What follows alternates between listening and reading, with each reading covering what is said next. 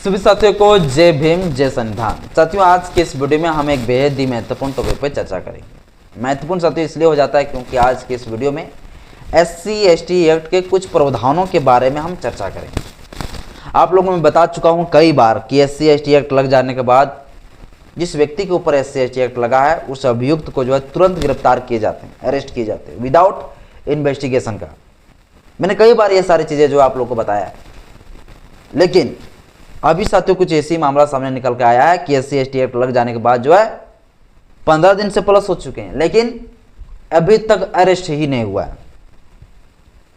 तो क्या मैंने गलत बताया था कि SC/ST एक्ट लग जाने के बाद जो है तुरंत गिरफ्तार होता है? तो अब तो नहीं हो रहा है, आप लोग ये सोचेंगे। तो साथियों मैंने जो बताया था वो गलत नहीं बताया, लेकिन देखिए पुलिस वाले जो है किस तरीके से जो है SC/ST एक्ट को जो है मजाक बना रहा है, SC/ST एक्ट को धज्जियां उड़ा रहा है, SC/ST एक्ट को हत्या कर रहा है, ताकि शेड्यूल कास्ट शेड्यूल टाइप के लोगों को जो है प्रोटेक्शन ना मिले, उनको संरक्षण ना मिले। और ये बड़ी जाति के लोग जो है जो शोषण चाहे वो कर दे जाति के आधारित, लेकिन पुलिस वाले कोई कार्रवाई नहीं करेंगे। तो आखिर पुलिस वाले ऐसा कार्रवाई क्यों नहीं कर रहा है, तुरंत गिरफ्तार क्यों नहीं कर रहा, विदाउट इन्वेस्टिगेशन का क्यों नहीं अरेस्ट कर रहा है? और ऐसे ही आया है, इसी पर साथियों आज के इस वीडियो में चर्चा करेंगे। इसलिए आज के ये वीडियो बड़ा ही महत्वपूर्ण हो जाता है।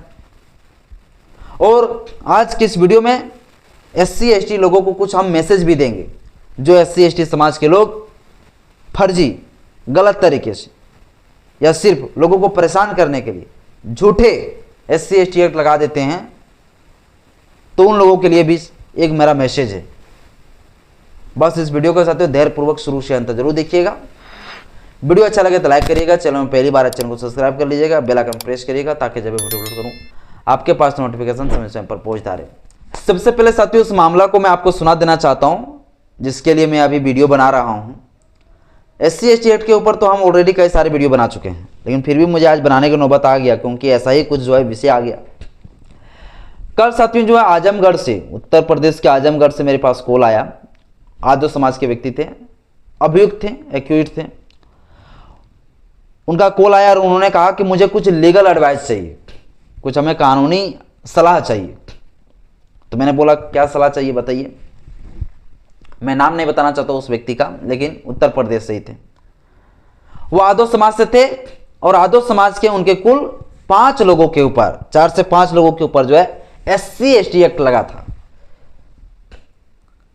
और वो मुझे जो है एडवाइस मांग रहे थे कि हम लोगों के ऊपर जो SC/ST एक्ट लगा है, ऐसे में हमें कैसे बचना चाहिए। तो जब मेरे पास कॉल आया तो मैंने सबसे पहले उसको बोला कि उस FIR कॉपी को भेजिए। मेरे पास भेजा, सब मैंने देखा तो गंभीर गंभीर साथियों SC/ST एक्ट लगा है। गंभीर रूप से शेड्यूल कास्ट के महिलाओं के साथ बलात्कार करने वाली साथियों धारा लगा हुआ था। और इतनी बड़ी गंभीर धारा जब लगा हुआ था, मैंने जब देखा तो मैं पूरा शौक हो गया। तो मैंने उसके पूछा कि जितने लोगों का जो नाम है यहां पर है FIR में, कॉपी में, क्या ये लोग अरेस्ट हो चुके हैं? तो साथियों कहा, गार्जियन मैन जो थे, जिनका बेटा के ऊपर SC/ST एक्ट लगा था, उनका पिताजी हमसे बात कर रहे थे। तो मैंने बोला क्या इन 4 लोगों का गिरफ्तारी हो चुका है? तो बोला नहीं। तो मैंने देखा डेट FIR दर्ज होने का 2 दिसंबर 2025 का।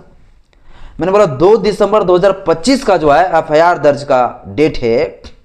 आज 18 तारीख हो गए, मतलब कल साथियों कॉल किए थे, मतलब 12 दिन हो चुके हैं, अभी तक गिरफ्तार नहीं हुआ।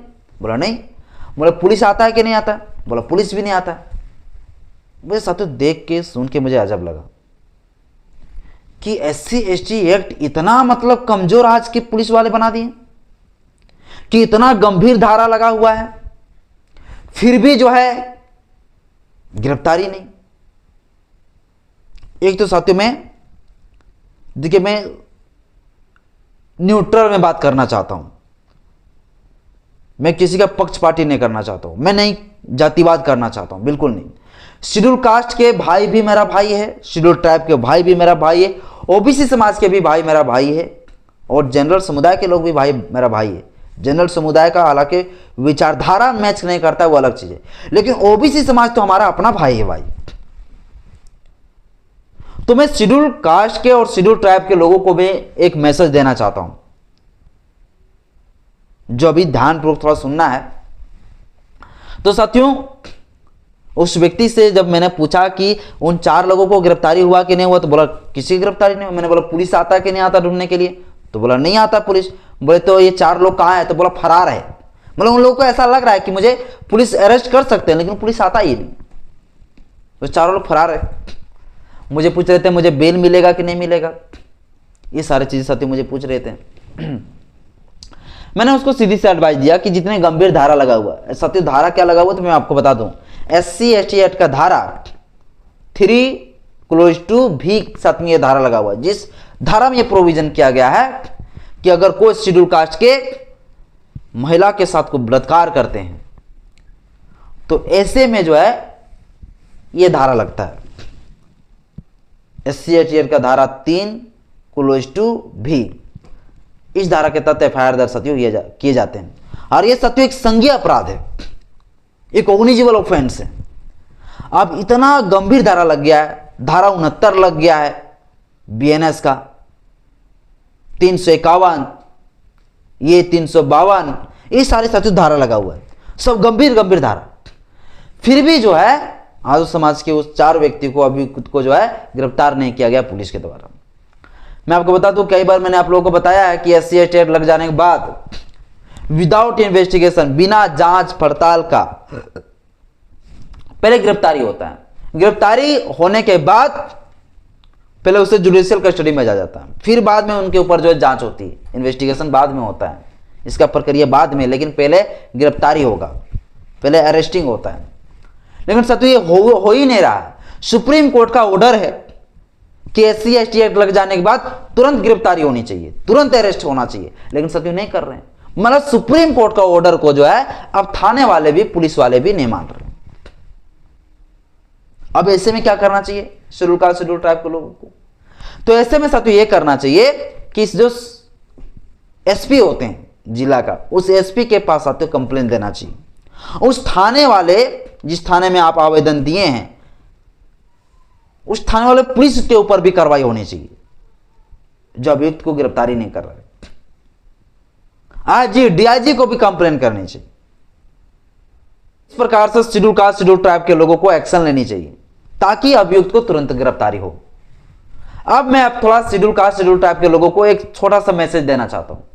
मैसेज मेरा यह है कि गैर अनुसूचित जाति, अनुसूचित जनजाति के लोगों को, यानी कि OBC को और जनरल समुदाय के लोगों को आप लोगों से अपील है, रिक्वेस्ट है कि आप लोग झूठी मुकदमा में उन लोगों को ना फंसाएं।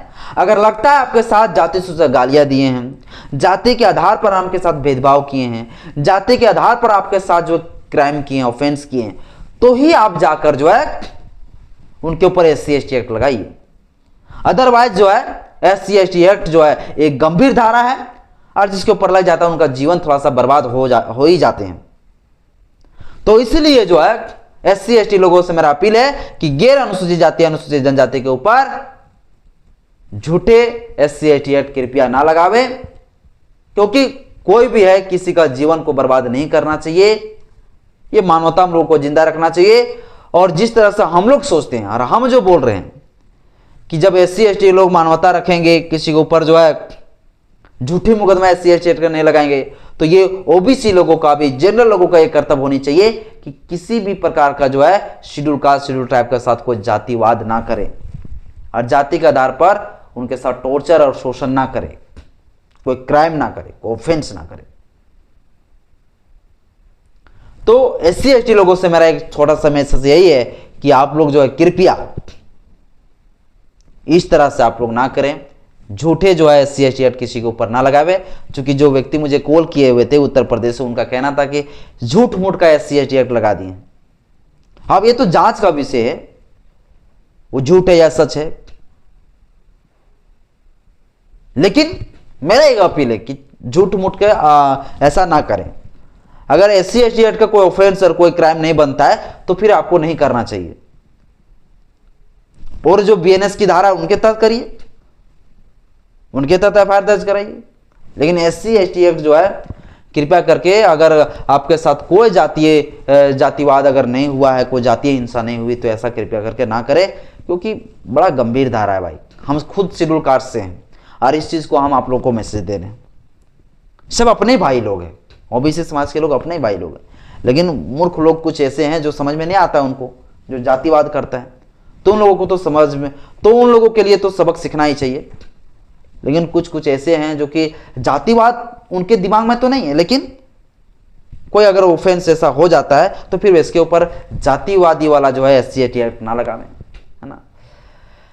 बाकी बात साथियों जो है, एक छोटा सा मेरा मैसेज यही था। और जो व्यक्ति मेरे पास कॉल किए हुए थे, जिसका कहना था कि मुझे बेल मिलेगा कि नहीं मिलेगा, उनके द्वारा साथियों वकील भी किए हुए हैं और वो वकील साहब कह रहा है कि हम इसको बेल करा देंगे। तो मैं आपको बता दूं कि SC ST एक्ट में जो है पहले गिरफ्तारी तो होगा भाई। उसको एंटी सेपरेटरी बेल वाला तो भूल जाइए कि बाहरे जो एंटी सेपरेटरी बेल दिला देंगे।